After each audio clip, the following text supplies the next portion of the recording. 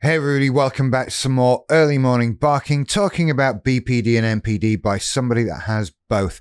Don't forget to hit the like and subscribe buttons and do all the socially things scrolling past you on the screen right now. I am throwing myself into this one because I've been not procrastinating with it, but trying to put it together in a particular way, and that never quite comes out right. I just have to sort of run headlong into these topics, and I'm going to do that today. The reason why this one is a little bit complicated to talk about is because I want to do it without revealing any particularly personal information. So I can talk about things in very general terms, but not so much about me specifically. Okay? But it turns out that might be all right. In case you haven't read the title, today we're talking about hypersexuality and BPD in particular. But I think this kind of applies to all the cluster B disorders and also to MPD, but we'll touch more on that kind of thing in the sexual narcissism stuff, which is a completely separate video. Hypersexuality, turns out that it's a sort of relative thing. Nobody seems to have a set definition. There doesn't seem to be total agreement on this and that sort of thing.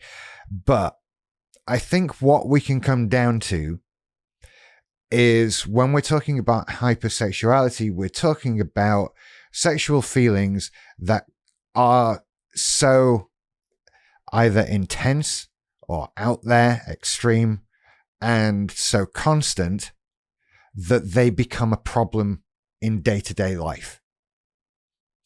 And what that actually means for you is going to be completely different for what that means for somebody else. We're talking about sexuality being turned up to 11 here. We're talking about getting really sexually obsessed and sexually focused.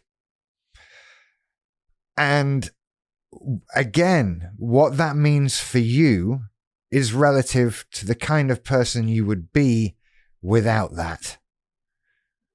So somebody might get into more extreme things than somebody else, but it doesn't mean they don't both have the same problem.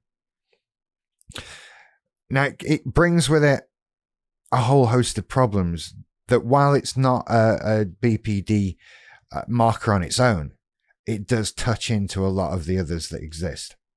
So when a person with BPD becomes hypersexual and start feeling these enhanced sexual urges and I mean, gosh, it even mentions us in the Wikipedia of hypersexuality and talks about an increase in tendency towards paraphilic desires and that sort of thing. This can bring a lot of disruption to your life very quickly. I mean, look, we're unstable relationships. There's a marker. What do you think we do to cause these unstable relationships? If you're in a relationship with somebody who doesn't match your sexual desire, especially when it's bigger than it might otherwise be, then this can bring about problems.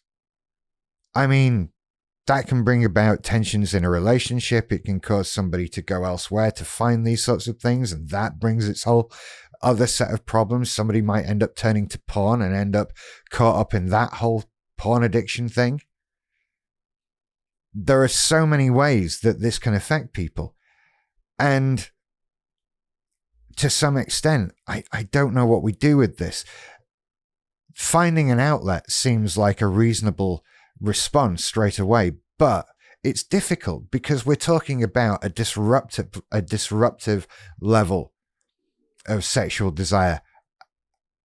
What do you do with that? It's disruptive. Not everybody can have 4 days off work every month to fuck somebody's brains out, even if you've got somebody whose brains want fucking out. It's a complicated thing. You can see how this leads to unstable relationships. Do you need to find somebody who also has these urges, who also has these things? What about the times when you don't? Because we're talking about something that builds up over time, a desire, an urge, which will be unique to you. And it builds up and builds up until something happens to let it out. And that brings with it a great relief, and then possibly guilt and shame that follow it, and possibly all those other destructive things. You know, and this also ties into a lack of sense of self, because you start desiring all kinds of things. Who am I when you start thinking these other things? Same-sex attraction is a common one that can tie into a person starting to question their sexuality. All kinds of problems. And then you can see how that could build up until a release, and then shame and guilt. And if that's happening within a relationship, then even more shame and guilt and self-destruction and all of this. This is self-destructive and damaging behavior and thought processes that go with them. And so, to a certain extent, can you indulge these desires? Can you do it? Possibly. Maybe doing things in small doses helps. Maybe finding relationships where you can do these sorts of things that you want to do from time to time is a viable possibility, but it's probably not. And I think that clearly some sort of therapy is a way, but wow. I guess it's one of those where we start to look into, where do these desires come from? Where do these thoughts and feelings come from? What am I using sex for? Where does that enhanced desire come from? Why am I putting that level of importance on sex? And to a certain extent, having sex as being an important thing in your life, fine. But we're not talking about just having it as an important thing. We're talking about having it as an all-encompassing thing. Which, unless you want to make that your work life and your social life and everything else, then it's not something a lot of people can live with easily. And it causes that destruction and bad behavior and regretful behavior, the shame and the guilt. It's so difficult to live with. And I don't know what you do with it. And again, it's a very difficult thing to talk about. It's a very difficult thing to acknowledge, because it brings with it a great deal of confusion. Again, tying into that sense of, a lack of sense of self. If you're questioning who you are and how you feel about things, then it's difficult to bring those things to other people. It's difficult to even bring it up in therapy, because it's difficult to know where to start. And it's difficult to know what feelings are real. In a similar way that we find that getting angry about things, getting upset about things, and not knowing which of those feelings are really ours, which are coming from a self-comfort point of view. What's a blanket of sadness? What should I really be angry about? That confusion. It's a similar thing. Should I be worried that I want to try X, Y, and Z? Does the fact that I'm having these other thoughts mean I need to have a serious talk with my partner about something? What does this all mean? And in a lot of people's cases, even broaching some of this stuff might be damaging. It's a lot of us are very lucky to live in countries where you can discuss this stuff. It might not be easy for everybody. And indeed, given a person's background, or I don't know if you've had a particularly religious or pious upbringing, maybe having these thoughts and desires could be in itself a very distressing thing. And that's no good. We have to get rid of that, don't we? We have to deal with that. And so I don't feel necessarily that indulging these things is the right thing to do. That's not the right thing to do with any of the other things we've ever discussed, is it? I don't think so. I feel angry, so get more angry. No, that doesn't work. We talk about trying to stop feeling angry. And so where does this intense sexual desire come from? Whatever form it takes. What are we really looking for? Is it something we feel we're missing out on? Is it something that we think will make people like us more? It could, I mean, gosh, again, there's going to be as many answers to that question as there are people to ask it to. And seeing as what everybody will get into will be different and to different extremes, then it's difficult for me to sit here and say. We have to talk about it in these relative terms, and that's very vague sometimes.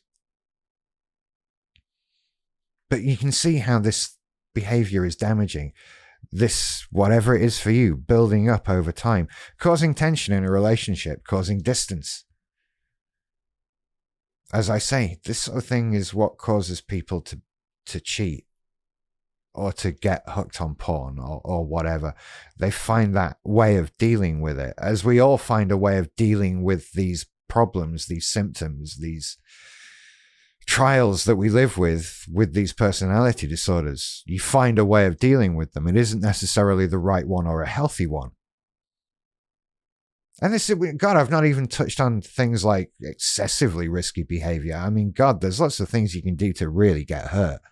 And not just like physically, immediately. I'm talking about things like STIs and all kinds of other things, which you can then pass on to other people. The web of destruction with hypersexuality and cluster B personality disorders is vast.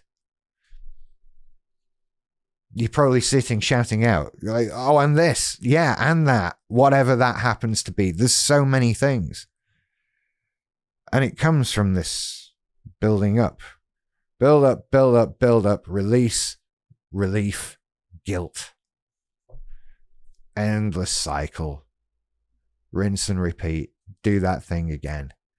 And maybe you can come to terms with it. Maybe you can tell yourself, oh, I'm only doing that thing again.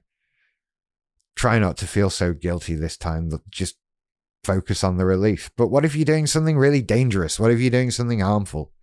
What if you're doing something that's not going to be good for you in the long run? You've got to get over this feeling in the first place. And so, that self-analysis, that, why am I doing this? What am I getting out of this? Not just from a sexual perspective, but from an ego perspective and a emotional perspective. There might be something. This might be just, you might be doing things you're into. You're going to discover that if you're a particularly experimental person, and those things are fine. But not to a point where it starts ruining and damaging your life. Nothing is good at that point, surely. You know, that's what we're trying to avoid. So why are we doing it? What do we get out of it? And where does that desire come from? Because if we're missing something, if we're craving something, there's something we get out of that. And if we want that thing we get out of that, it means we don't have it now. So what is it and why don't we have it? And why is that our only source of getting it? Gosh, that applies to so many things. It's so vague. But it fits. What are we missing? What happened to us to take that thing away? Can we get it from somewhere else? Do we really need to be missing it?